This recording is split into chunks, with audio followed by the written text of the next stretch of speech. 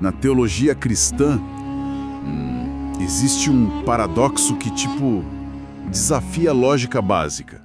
O ser que é supostamente mais poderoso do universo, o criador de todas as coisas, passa a maior parte do seu tempo na Terra em total e absoluta dependência de outro. Exatamente, uma dependência extrema. Ele não usa os próprios poderes, sabe? Ele precisa de ajuda para quase tudo.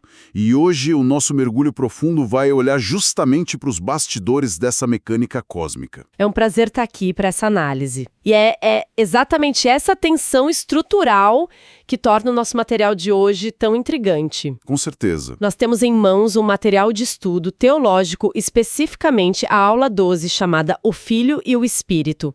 E o que esse texto faz não é apenas contar uma história de redenção, né? Ele tenta mapear, quase como um manual de engenharia mesmo, como a Trindade opera funcionalmente dentro da narrativa bíblica. E só para estabelecer as regras no nosso método analítico, desde o primeiro segundo, para quem nos ouve agora, o objetivo deste mergulho não é, endossar, pregar ou validar essas crenças como verdades absolutas. Exato, não estamos tomando partido. Isso, nós somos exploradores de ideias. A missão aqui é dissecar a arquitetura desse pensamento, entender a lógica interna rigorosa do texto e investigar como esses conceitos incrivelmente complexos foram construídos na literatura cristã. É uma análise estritamente imparcial das fontes que recebemos. E essa é uma postura essencial.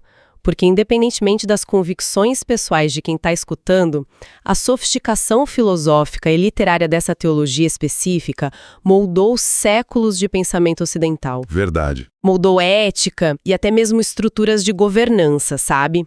Entender as engrenagens dessa narrativa, como o divino supostamente interage com o material, é crucial para compreender a própria história das ideias. O texto propõe uma mecânica muito específica para a relação entre a segunda pessoa da Trindade, o Filho, e a terceira, o Espírito Santo. E a gente vai olhar para isso usando uma estrutura que o próprio plano de aula sugere, que são os 3 Cs: concepção, capacitação e cooperação, certo? Vamos desvendar isso começando por onde o próprio texto inicia a linha do tempo narrativa. O evento da concepção? Isso, o evento da concepção virginal, que é detalhado lá no Evangelho de Lucas. O material base não perde tempo e nos leva direto para aquela anomalia textual do encontro entre o anjo Gabriel e Maria. Sim, o texto é bem direto. Gabriel diz que a concepção não será um evento biológico normal, mas o resultado de uma intervenção direta. E a linguagem usada é o que mais chama atenção. Ele diz que a virtude do Altíssimo te cobrirá com a sua sombra. A palavra sombra. Exato.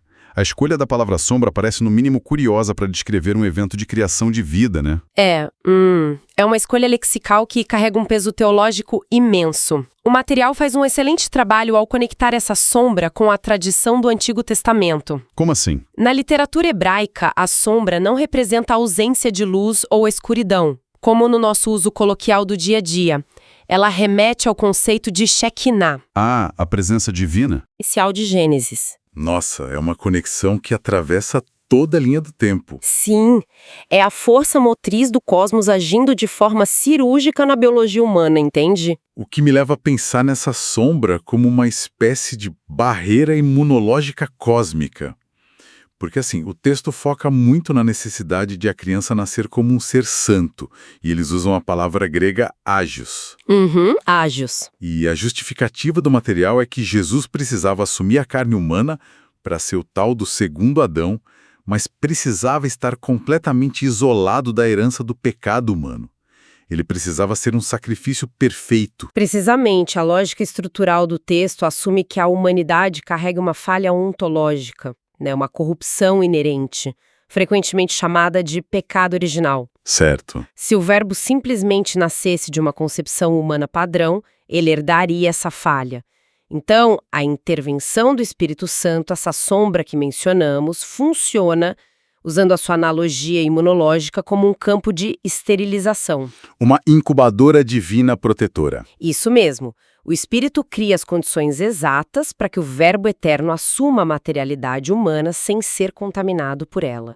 O termo ágios denota exatamente isso, sabe? Algo que é separado para um uso divino isento de contaminação comum. Mas olha, isso levanta um problema lógico gigante dentro da própria narrativa.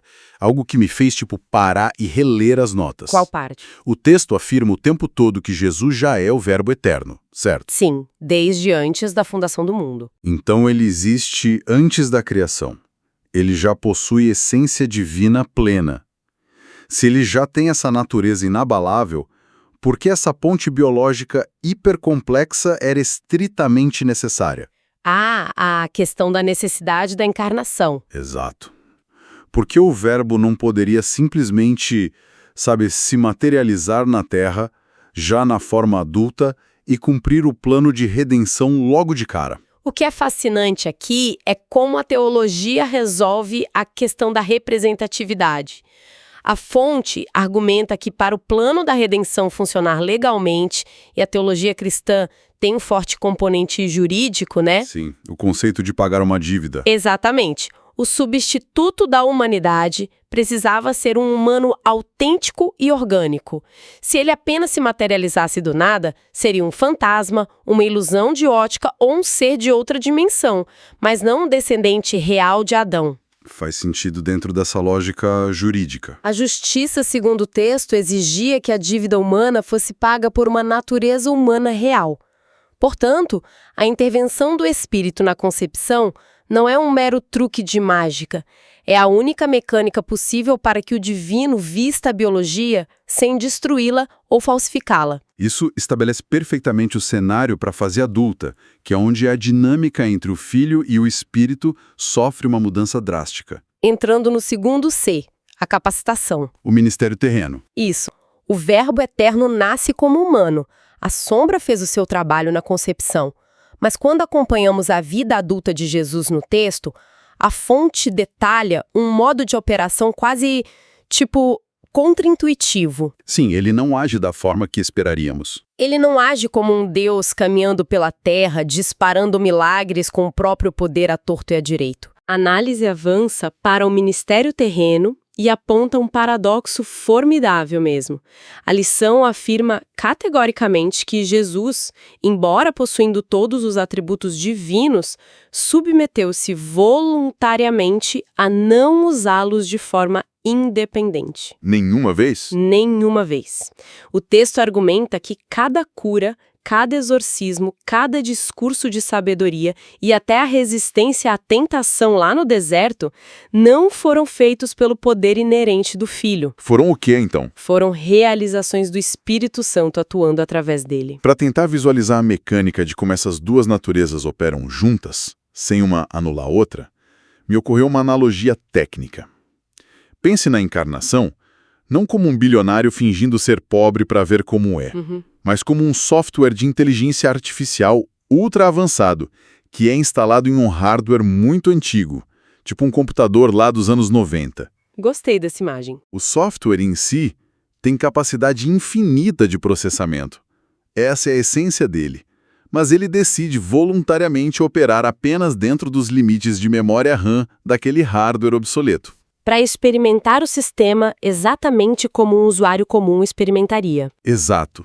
E para executar qualquer tarefa pesada, em vez de usar seu próprio código-fonte ilimitado, o software passa a depender de um servidor externo, que na nossa história seria o Espírito Santo enviando pacotes de dados no momento exato da necessidade. Essa analogia capta de forma brilhante o conceito teológico de kenose. Kenose? Sim, ou esvaziamento.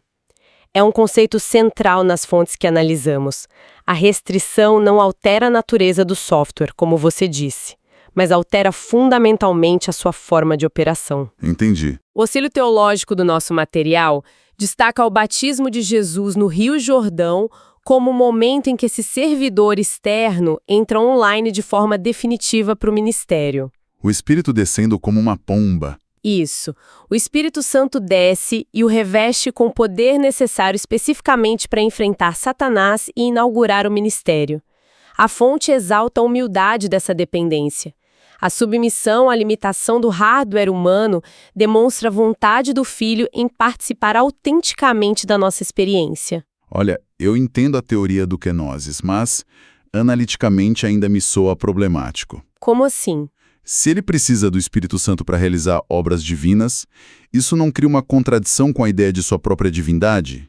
Quer dizer, a fonte realmente consegue explicar como essa divindade permanece intacta se ele está funcionalmente impotente por conta própria? É uma ótima pergunta. Ou o texto simplesmente exige um salto de fé cego nessa contradição? Essa é, sem exagero, a tensão filosófica que gerou dezenas de concílios na história do cristianismo primitivo e, para ser analiticamente honesta com você e com quem nos ouve, o material base tangencia o limite da linguagem humana e acaba, sim, exigindo uma certa aceitação do mistério. Então eles não explicam a física do negócio? Não, a fonte não explica a biologia molecular ou a física quântica dessa fusão de naturezas. O que ela oferece é uma justificativa teleológica. O propósito. Exato, o propósito dessa dependência. O texto defende que essa restrição voluntária não foi uma fraqueza imposta, mas uma estratégia moral. Estratégia moral. Sim, a divindade de Jesus é provada não por uma demonstração arrogante de poder independente, mas pela sua capacidade infinita de obediência e cooperação com o plano. É a perfeita harmonia e a submissão perfeita que validam a sua identidade divina no argumento do autor. E essa palavra-chave, cooperação, nos leva direto para o terceiro C, que expande o nosso quadro. Porque agora não estamos apenas olhando para o Filho e o Espírito. O texto introduz a dinâmica corporativa de toda a Trindade, incluindo o Pai. A operação conjunta. Isso. E o que a fonte descreve parece um fluxograma organizacional incrivelmente bem definido. Como funciona a linha de montagem da salvação? Parece operar com precisão industrial, né? A divisão de trabalho delineada pelo material é notavelmente estruturada e sem sobreposições. O texto descreve a redenção como uma operação coordenada em 3 frentes distintas. Quem faz o quê? A origem de tudo é o Pai, que atua como o arquiteto. Ele decreta o plano e envia o Filho. A segunda frente é o Filho, o executor, que assume a materialidade, cumpre perfeitamente as exigências da lei e absorve a condenação narrativa. E o Espírito fecha a conta. Isso, a terceira frente é o Espírito Santo, o aplicador. Ele concebe o corpo biológico, capacita o ministério e, posteriormente, atua na mente e no coração humano para revelar e aplicar essa realidade. Aqui é onde a coisa fica realmente interessante. O Pai planeja, o Filho executa, o Espírito aplica. Mas o material traz um detalhe fascinante sobre a função específica do Espírito Santo nessa terceira etapa. Sim, a diretriz de comportamento dele. Tem a ver com a personalidade ou a diretriz operacional atribuída a ele na fonte. Ele não busca a própria glória. Você tocou no conceito do cristocentrismo do Espírito. É uma característica profundamente enraizada nas fontes teológicas que estamos estudando. Exato. A lição diz, explicitamente, que a missão do Espírito Santo nunca é atrair atenção para si mesmo. A única função dele é exaltar a figura de Jesus. Apontar para o Cristo crucificado. Isso. Se tentarmos visualizar isso de forma prática, imagine o palco de um teatro escuro. O Espírito Santo não é um ator buscando aplausos sob os holofotes. Muito boa essa imagem. A função dele, segundo o texto, é operar o canhão de luz que fica lá no fundo do teatro, invisível nas sombras. O objetivo do operador do canhão de luz é garantir que o feixe mais forte e brilhante esteja 100% do tempo focado no ator principal. Que nessa narrativa é o Cristo crucificado e ressuscitado. Exatamente. Ele ilumina o palco, mas ninguém vê quem está segurando a luz. É uma leitura astuta da metáfora implícita no texto. O material base utiliza declarações atribuídas a Jesus no Evangelho de João, como "Ele me glorificará", para estabelecer um princípio hermenêutico firme. O Espírito Santo, dentro dessa teologia, é caracterizado por uma descrição quase absoluta. Toda a sua agência formidável, capaz de criar universos e ressuscitar mortos, é inteiramente canalizada para afirmar, validar e apontar para a obra do Filho. Nada fora disso. Não existe no texto uma ação independente do Espírito que fuja dessa diretriz de focar no Verbo encarnado. O que, do ponto de vista da sociologia da religião, fornece uma ferramenta organizacional genial para os leitores da lição. Como uma regra de ouro organizacional. Sim, o autor essencialmente entrega aos fiéis uma espécie de teste de tornassol teológico infalível. Sabe aquele teste químico que muda de cor e te dá uma resposta inegável? Sim, o papel de tornassol para ver se é ácido ou base. Isso. O texto diz que avaliar qualquer experiência espiritual, mística ou emocional é extremamente simples. Segundo a fonte, absolutamente tudo que não aponta para Cristo não procede do Espírito. É um critério de exclusão. É uma regra de ouro administrativa brilhante para manter a coesão de um grupo. Analiticamente falando, é um mecanismo de controle de fronteiras doutrinárias formidável. Em comunidades que valorizam muito a experiência mística, o risco de fragmentação, surgimento de cultos de personalidade ou inovações teológicas caóticas é altíssimo. Qualquer um pode dizer que teve uma visão. Exatamente. Ao estabelecer que a assinatura inconfundível do Espírito Santo é o foco exclusivo em Jesus, o texto domestica o caos. Qualquer profecia, visão ou movimento que coloque o foco no indivíduo, na própria experiência emocional ou em um líder humano, falha imediatamente nesse teste de tornassol. Rejeitado na hora. Isso garante a pureza da narrativa central ao longo das gerações. E isso nos leva à grande pergunta final dessa estrutura, entrando no nosso quarto ponto sobre o papel humano. A agência da humanidade. Nós dissecamos essa operação celestial maciça. Vimos a Trindade elaborando esse projeto desde antes da fundação do universo. O Verbo restringindo seu infinito em um hardware humano, o Espírito guiando e operando os holofotes celestiais. Uma engrenagem imensa. Diante de uma engrenagem tão formidável, tão autossuficiente, qual é o papel que sobra para a humanidade dentro desta visão de mundo? Qual é a agência humana dentro desse texto? Se conectarmos isso ao quadro geral apresentado na lição, a conclusão lógica do texto sobre a agência humana é uma de extrema passividade estrutural. Passividade. Sim. O material é muito claro ao afirmar que os seres humanos não são agentes da redenção, eles não são corredentores. Não há absolutamente nada de caráter intelectual, moral ou físico que a humanidade possa adicionar para completar o fluxograma de salvação desenhado pelo Pai, executado pelo Filho e aplicado pelo Espírito. Então a gente é só plateia. A fonte reduz a função humana à categoria estrita de recipientes e participantes de uma obra que já está consumada. E é fascinante como o texto escolhe ilustrar isso. Em vez de usar um tratado filosófico denso, a lição volta até o marco zero da narrativa, lá em Lucas, e posiciona Maria como o espelho definitivo dessa atitude humana exigida. O retorno a Maria fornece um fechamento literário circular perfeito para o material. É o modelo definitivo da resposta exigida. Exato. O texto foca na resposta dela após o anjo Gabriel explicar a mecânica da concepção pela sombra do Espírito. Ela diz: "Eis aqui a serva do Senhor, cumpra-se em mim, segundo a tua palavra." Mesmo sem entender tudo. Esse é o ponto crucial analisado pelo autor. Não é a compreensão intelectual de Maria que importa.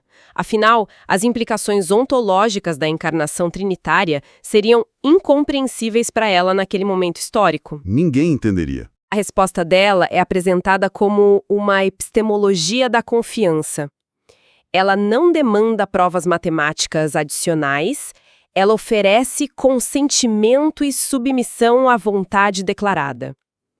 O texto a eleva como o arquétipo do que se espera de qualquer indivíduo que interaja com essa teologia: fé, submissão e obediência. Então, o que tudo isso significa? Significa que a lição constrói uma simetria irônica e belíssima textual. Pense bem, o plano narrativo mais complexo já concebido no universo, que envolve naturezas divinas limitando a si mesmas, intervenções cósmicas na biologia humana e uma divisão de trabalho eterna, culmina em um funil apertadíssimo.